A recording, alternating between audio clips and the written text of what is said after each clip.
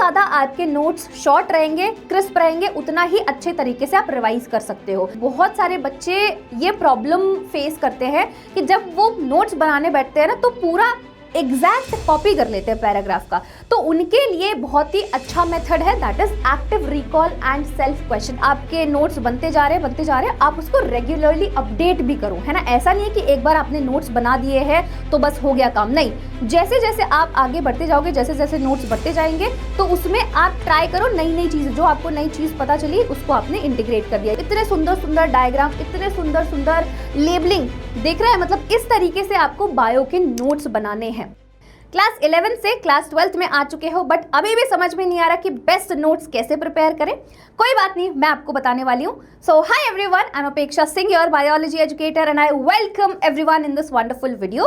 तो चलिए शुरुआत करते हैं बिना किसी देरी के। सबसे पहला पॉइंट, आपको एनसीईआरटी को ही फॉलो करना है, ठीक है। चाहे वो आपकी फिजिक्स की एनसीईआरटी हो, चाहे वो बायोलॉजी की हो, चाहे वो केमिस्ट्री की एनसीईआरटी हो, चाहे वो मैथ्स की हो, जो टॉपिक्स आपके एनसीईआरटी में दिए हुए हैं वही आपको पढ़ने हैं। उससे एक्स्ट्रा आपको कोई पढ़ने की जरूरत नहीं है, ठीक है। फिर तो अगर आप एक्स्ट्रा पढ़ भी रहे हो तो कोई दिक्कत वाली बात नहीं, बट वही टॉपिक्स पढ़ो।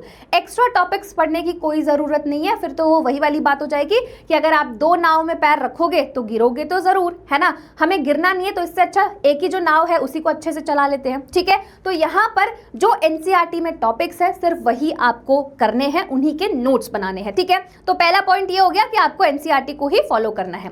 दूसरे पॉइंट पे आ जाते हैं। दूसरा पॉइंट ये है कि आपको अपने नोट्स इतने ज़्यादा शॉर्ट एंड क्रिस्प रखने हैं ताकि एग्जाम टाइम पर आपका बहुत ही अच्छा खासा रिवीजन हो जाए। जितने ज़्यादा आपके नोट्स शॉर्ट रहेंगे, क्रिस्प रहेंगे, उतना ही अच्छे तरीके से आप रिवाइज कर सकते हो।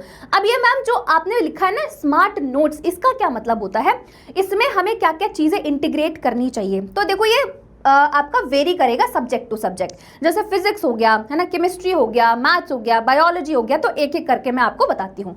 अगर मैं फिजिक्स की बात करती हूँ तो यहाँ पर आपके पास क्या है, फॉर्मूलाज हो गए, बहुत सारे फॉर्मूलाज आपके पास होंगे, डेरिवेशन होंगे। तो आपको अपने नोट्स इस तरीके से बनाना है कि आपने एक जगह बना दिया जिसमें इस चैप्टर के, फॉर एग्जाम्पल पहला चैप्टर है आपका, पहला चैप्टर आप कंप्लीट कर रहे हो, तो उसके जितने भी फॉर्मूलाज है वो आपने पहले पेज पे लिख दिया। और फिर उसके बाद जैसे आप नोट्स बनाते हो तो नोट्स में आपने डेरिवेशंस लिखी स्टेप बाय स्टेप, ठीक है।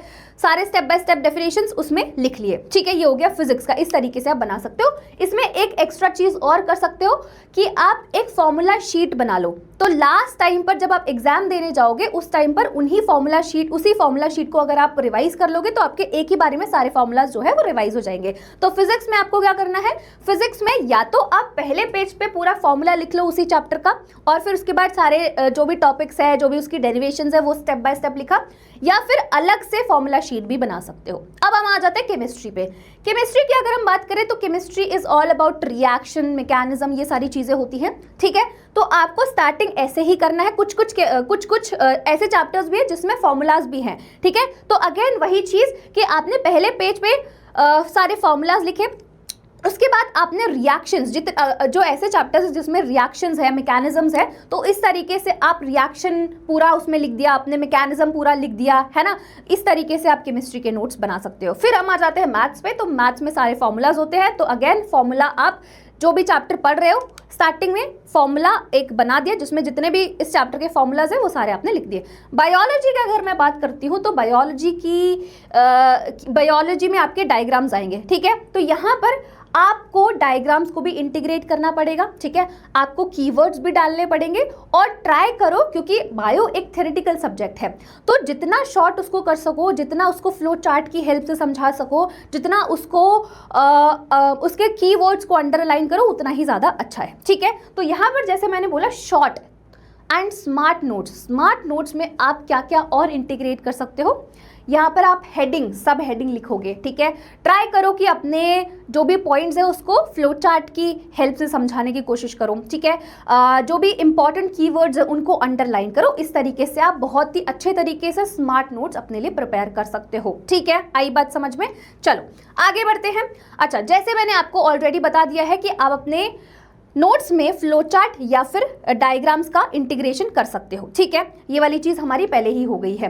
अब हम आते हैं active recall and self questions. ठीक है, अब इसका क्या मतलब होता है, ये एक बहुत ही अच्छा मेथड है। ठीक है, यहाँ पर क्या होता है ना, बहुत सारे बच्चे ये प्रॉब्लम फेस करते हैं कि जब वो नोट्स बनाने बैठते हैं ना तो पूरा एग्जैक्ट कॉपी कर लेते हैं पैराग्राफ का। तो उनके लिए बहुत ही अच्छा मेथड है, that is active recall and self question. इस मेथड में क्या होता है, बेसिकली जैसे फॉर एग्जांपल आपको ये एक टॉपिक पढ़ रहे हो, है ना, बायो में आपने पढ़ा माइक्रोस्पोरोजेनेसिस, ये टॉपिक पढ़ा। अब आप क्या करोगे, अब आप अपनी बुक को बंद कर दोगे। ठीक है, अब आपको जितना याद है ना उस टॉपिक से रिलेटेड, आप उसके नोट्स बनाना शुरू करो। ठीक है, जैसा जितना भी याद है, जितने भी टॉपिक्स आपको याद है, जो जो प्रोसेसेस आपको याद है, उसको नोट्स बनाना शुरू करो। ठीक है, और फिर जब आप अपनी बुक खोलोगे तो उसमें बुक में देखो कि क्या क्या पॉइंट्स मेरे रह गए, तो उस गैप को फिल करोगे। तो इससे क्या होगा ना, आप एकदम बुक की लैंग्वेज को कॉपी नहीं कर रहे हो, एग्जैक्टली आप वही सेंटेंसेस, वही टर्म्स को कॉपी नहीं कर रहे हो, टर्म्स तो मतलब आपको लिखनी पड़ेगी, बट एग्जैक्टली वही लैंग्वेज, एग्जैक्टली वही पैराग्राफ को कॉपी नहीं कर रहे हो, आप अपनी लैंग्वेज में नोट्स बनाने की कोशिश कर रहे हो। तो ये आपके लिए बहुत ही ज़्यादा इंपॉर्टेंट है, इस तरीके से भी आप अपने नोट्स को बना सकते हो। ठीक है, साथ ही साथ आपको उसमें PYQs भी इंटीग्रेट करना पड़ेगा। ठीक है, जैसे 12th क्लास की अगर मैं बात करूं तो 12th क्लास में आप लोगों को पता है कि PYQs का क्या इंपॉर्टेंस होता है। ठीक है, तो जो भी आप टॉपिक पढ़ रहे हो, है ना, जैसे फॉर एग्जांपल कोई भी टॉपिक आप पढ़ रहे हो, तो उससे रिलेटेड जितने भी क्वेश्चन आए हैं, जितने भी PYQs आए हैं, तो वहां पर आप लिख सकते हो कि अच्छा ये क्वेश्चन इस साल में आया था, इंटीग्रेट कर सकते हो, जिससे आपके नोट्स और भी ज़्यादा अच्छे हो जाएंगे। ठीक है, साथ ही साथ यहाँ पर एक और चीज़ आप बहुत ही अच्छा कर सकते हो कि आप जैसे जैसे आपके नोट्स बनते जा रहे हैं, आप उसको रेगुलरली अपडेट भी करो, है ना। ऐसा नहीं है कि एक बार आपने नोट्स बना दिए हैं तो बस हो गया काम, नहीं, जैसे जैसे आप आगे बढ़ते जाओगे, जैसे जैसे नोट्स बढ़ते जाएंगे, तो उसमें आप ट्राई करो नई नई चीज़ें, जो आपको नई चीज़ पता चली उसको आपने इंटीग्रेट कर दिया, या फिर कोई एक अच्छा क्वेश्चन आपको समझ में आया, पता चला, उसको आपने इंटीग्रेट कर दिया। तो इस तरीके से आप बहुत ही अच्छे तरीके से नोट्स बना सकते हो। अब मैं आपको एक डेमो दिखाती हूँ। ठीक है, यहाँ पर अगर आप देखोगे, क्योंकि भाई अब मैं बायो की टीचर हूँ तो ऑब्वियस सी बात है मैं थोड़ी सी बायस तो रहूंगी ना बायो की तरफ।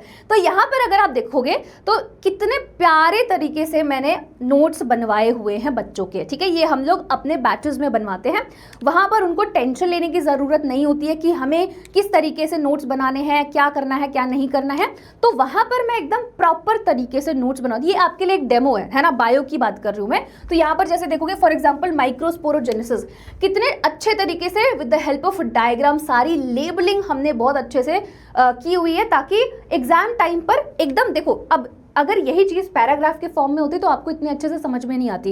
ये मैंने फ्लो चार्ट के फॉर्म में सारी चीज़ें समझाई हुई है, डायग्राम के फॉर्म में सारी चीज़ें समझाई है, तो ये ज़्यादा इजी हो जाता है। माइक्रोस्पोरोजेनेसिस हो गया, डेवलपमेंट ऑफ मेल गेमेटोफाइट हो गया, है ना, इसको मैंने ये डायग्राम की हेल्प से समझाया हुआ है। फिर मेगास्पोरेंजियम हो गया, डायग्राम, इतने सुंदर सुंदर डायग्राम, इतने सुंदर सुंदर लेबलिंग, देख रहे हैं, मतलब इस तरीके से आपको बायो के नोट्स बनाने हैं। ठीक है, इस तरीके से। तो अगर आप हमारे साथ जुड़ना चाहते हो, जैसे कि आप लोगों को पता ही है ना, कि हम बहुत अच्छे तरीके से सबकी पढ़ाई करवाते हैं और नोट्स भी आपके बनी जाएंगे, क्लास में ही नोट्स बनवा देते हैं और क्लास में ही सारी चीज़ें सिखा देते हैं। ठीक है, याद भी करा देते हैं। तो अगर आप हमारे साथ जुड़ना चाहते हो तो आप बैच ज्वाइन कर सकते हो। देखो, अगर अभी ज्वाइन करोगे तो ज़्यादा बेटर हो जाएगा, क्योंकि अगर 12th की बात करूँ तो एक चैप्टर हमारा ऑलरेडी हो चुका है, दूसरा स्टार्ट हो चुका है। ठीक है, एक चैप्टर हो चुका है। अगर लेट करोगे तो फिर वही है कि आपके बैकलॉग्स हो जाएंगे। ठीक है, बैकलॉग्स तो होने ही नहीं चाहिए। इसी वजह से मैं बोलूँगी कि अगर आप हमारे साथ जुड़ना चाहते हो और अगर ये नोट्स वगैरह का प्रॉब्लम और झंझट आपको नहीं चाहिए कि भाई हमें कोई हेल्प कर दे, मैम आप हमें बता दो किस तरीके से हम नोट्स बना सके, तो ये बहुत ही अच्छा तरीका है जो मैं आपको बताती हूँ, है ना। आपकी क्लासेस में सारे अच्छे तरीके से नोट्स प्रिपेयर हो जाते हैं। ठीक है, तो आप डिस्क्रिप्शन में लिंक चेक कर सकते हो, है ना। हमारे 2 बैच होते हैं, तो उसका लिंक आपको डिस्क्रिप्शन में मिल जाएगा। और अगर आप हमारे साथ जुड़ना चाहते हो तो जुड़ जाइए। ठीक है, so yes, I am hoping आपको सारे पॉइंट समझ में आए होंगे, है ना, कि किस तरीके से आप बहुत ही बेहतरीन नोट्स अपने एग्जाम्स के लिए बना सकते हो। ठीक है, तो thank you so much everyone, मिलते हैं नेक्स्ट वीडियो में। तब तक के लिए bye, tata, take care and पढ़ाई लिखाई करते रहो।